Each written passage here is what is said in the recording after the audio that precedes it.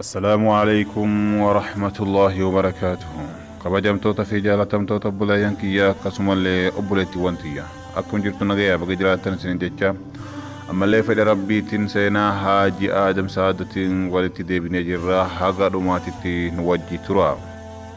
Haaji Aadam Saaddoo maqaan isaanii guutuun Haaji Aadam Saaddoo Sheekhaa jedhama. Gosti isaanii Daarara godina Baalee aanaa Gobbaa ganda Daarara Maagidaa jedhamutti bara 1877 akka lakkoofsa Itoophiyaatti dhalatan. Waa'ee dhaloota isaanii ilmi isaanii Muusaa Haaji Aadam akkasiin gadi kanatti ibsa. Saaddoon ilma Alii jedhamu argatee erga jabaatee abbaan ija irra buutee itti gammadee jalaa du'e. Duuti isaa kun abbaa fi firoottan isaa baay'ee gaddisiise. Kun kanumaan osoo jiruu namni bara dheeraa irraa eegalee waliyyummaan beekumsaa fi falaasamummaan biyya keessatti beekamu Sayyid Haaji Alii Walee jedhamee yaamamu gara ganda Saaddoo keessummaaf osoo deeman Saaddoo hojii qonnaa irra jiru Owruu keessatti itti dhufan. Saaddoonis dhufiinsa isaanii kanaan gammadee gara mana isaatti osoo deemu karaan balbala dallaa isaa ittiin seenan itti fagaatee Saaddoon keessummaa jabduu san dafanii manaan gahuuf malatan. Malli dallaa diiganii karaa balbala biraa baasuu qofa tahe. Sayyid Haaji Aliinis gammachuu isaa kana erga arganii ilmis irraa du'uu waan beekaniif Rabbiin ilma waan hunda diigu waa isa dura kan hin dhaabanne wanti tokkos ka isa hin mo'anne onnee leencaa kan qabuu fi maqaa kiyya dhaalu siif haa kennu jedhaniin eebbuma waliyyii kanaan Haaji Aadam Saaddoo dhalatan. Haaji Aadam Saaddoo umrii ijoollummaatiin quraana qara'anii juuza 30 kattaman. Ittuma aansuun barnoota akka fiqihii, beekumsa islaamaa fi lugaa arabii sirri lugaa afaan arabaa Sheekh Ismaa'il Walasheetii fi Haaji Hullaa Baalee biratti baratan. Tafsiira hiikaa quraanaa Sheekh Ibraahim Gurdubaad irraa qara'an. Sheekh isaaniitis hedduu jaalatan. Ulamaa'ota birootis kabajaa guddaa kennanii fi aalimoota hedduu ofitti dhiheessan turan. Haaji Aadam ijoollummaa isaanii irraa jalqabanii nama yaada guddaa qabuudha. Manguddoota biyyaatitti dhihaatan, hayyoota waliin oolan, kaayoo ka'uu kennaa hirpha ummataa keessatti hirmaatan. Jalqaba manguddoonni harkatti didaa turan, booda immoo erga haala isaa hubatanii waliin mari'atanii murtii asiin gadi dabarsan. Ilma Saaddoo kana yeroo hundaa kaaya isaa harkatti dinna turre. Kaayas haa kennuu walgahii irrattis yaada isaa haa dhaggeeffannuu jedhanii kaayoo keessa galchan. Kanaan alaas Haaji Aadam hacuuccaa seera manguddootaa kana jalaa walaba bahuuf abbaan isaa Saaddoon isatti fuudhee akka mana isa baasuuf gaafatan. Umriin isaa fuudhinsa osoo hin gahin mirgoota kaaya hawaasaa keessatti akka hirmaachuu danda'uuf mirga guutuu akka gonfatuuf jecha fuudhee abbaa manaa tahuu manguddoonni dubbatuu ilmi isaanii Muusaan barreessee jira. Gootummaa Haaji Aadam. Amaloota haajii keessaa gootummaan isa duraati. Nama of duubatti deebi'uu hin beekne Rabbiin malee homa tokko nama hin sodaanneedha. Gootummaan isaanii dubbatamee kan hin dhumne ta'us garii yookaan muraasa keessaa akka fakkeenyaatti kaafna. Bara 1953 fi bara 1954tti haati manaatii fi ilmi Haayile Sillaasee du'an.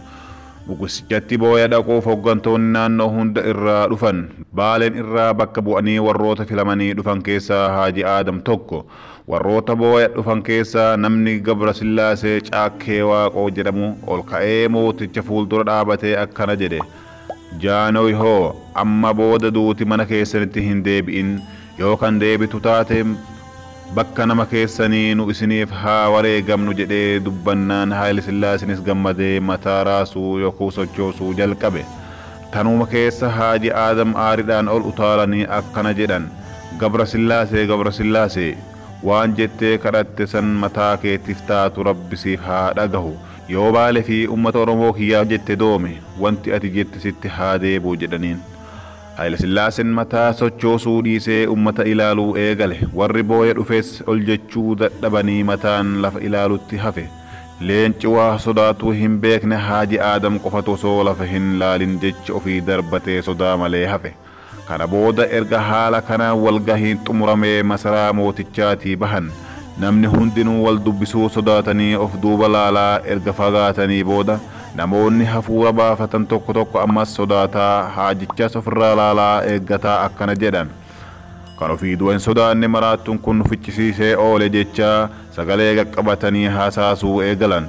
Hasaasin isaanii kunis haajicha gurra seennan yoo barbaadan isin hunduu dhumaa fi malee baaleen kiyyaa fi ummanni kiyya kan Oromoo waan isaaf wareegamuuf hin qabu jedhaniin.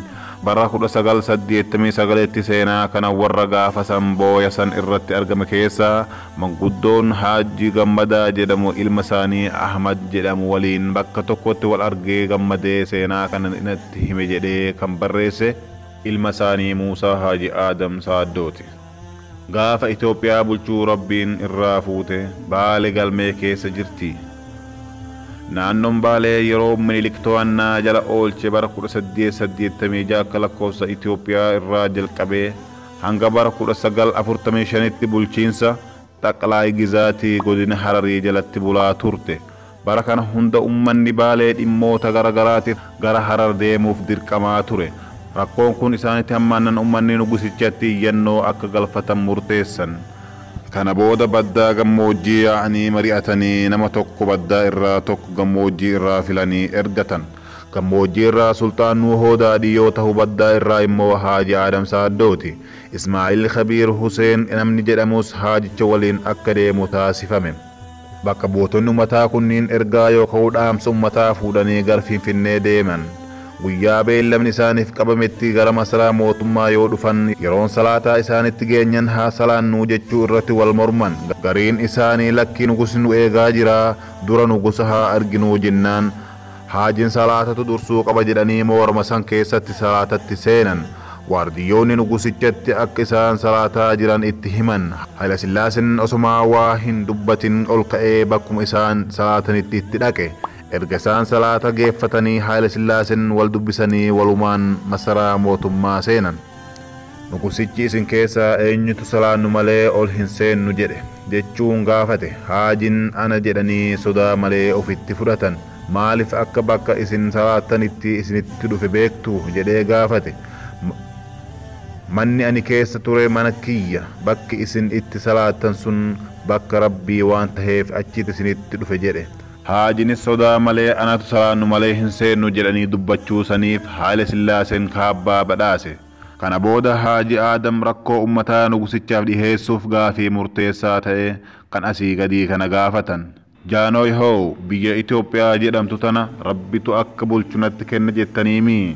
Nugusichi eeyyan jechuun deebise. Ergasuu gaafa galmee Itoophiyaa bulchuu Rabbirraa fuutan ummanni Oromoo Baalee keessa jiraachuu ilaaltanii hubattanii jedhaniin. Nugusichi Baaleen akka qoloo yookaan shamiizii nafa keenyatti aansinee kaawwannutti takkaahuu dirannutti laalla jedhee deebise. Haaji Aadam erga akkas kan ta'u taate maaliif ummata Baalee guyyama tokkollee dhuftanii ilaaluu dadhabdan? Haajichi haasawa isaanii ittuma fufuun ummanni Baalee rakkoo hundaaf achii ka'ee as dhufa. Maaliif rakkoon ummata kanaa isinitti dhagahamuu dhabe? Rabbii yeroo biyya tana isinitti kenne takka ofitti qabaa takka ofirraa fageessaa isiniin jedhe jechuun gaafatanii ergaa geessanii booda iyyannoo ummataa kan qabatanii dhufan itti kennan. San qofattis hin gabaabbanne waan nuun jettan ammuma nuun jedhaa malee gara biyyaatti akka deebinuun hin qabnu jedhaniin. Nugusichi qaama bulchiinsa keenyaa waliin mari'anna jedhee dubbii lafa irra harkisuu barbaannan Jaanooy hoo hadaamii kan jigsu qottoo osoo hin taane gurroo yookaan damee isiittu jigsa jedha maqmaaksi ummata keenyaa. Namoonni isin waliin mari'attan yaada yookaan mala biraa isiniif kennuun ni mala. Ani immoo ummata Baalee dhabittuu isinii sodaadha jedheen. San booda nugusichi wanni barbaadan isiniif haa ta'u. Baaleen godina Xaqlaay Gizaatii biyya teenyaa keessaa takka isinii godhe kan jedhu murtii kenne. Gammachuun gara biyyaa galaa ummata Baalee kan jaalannuufis misiraachi yookaan gammachuu kana himaa jedhee ofirraa geggeesse. Baales kana booda godina of danda'e taatee awraajjota 5 of keessatti qabattee caaseeffamte. Haayila Sillaaseen bara 1956tti yeroo Baaleen dhaqe namoota bebbeekamoo tokko badhaasa kaabbaa fi muudama maqaa kan akka baalabbaatummaa, giraazmashummaa fi fixa waraarummaa kennee ture. Haaji Aadamiinis maqaa fixa waraarummaatii fi badhaasa kaabbaa kennuufiif yaamnan akkana jedhee dide. Ani maqaa abbaan keenaaf baase Aadamiin qaba. Kiyya immoo Haaji Aadamiin qaba. uffatas kan barbaade bitachuu danda'a. Waaroo yookiin kaabbaa keessan abbaa barbaadan uffisaa jedhee fudhatuu dide. Kunis kan taheef miidhaa mootummaan Haayile Sillaasee ummata irratti raawwataa jiru balaleeffatiinsa ittiin mul'isuuf akka tahee beekamaadha. Obboleeyyan kiyyaa kabajamoof jaalatamoo har'aaf asitti dhaamnaa seenan Haaji Aadam kadhumee miti ka itti fufu tahaa hagaa kutaa biraatti wajjin nuti nagaa nuuf tura. Assalaamu alaykum wa rahmatullahi wa barakaatuh.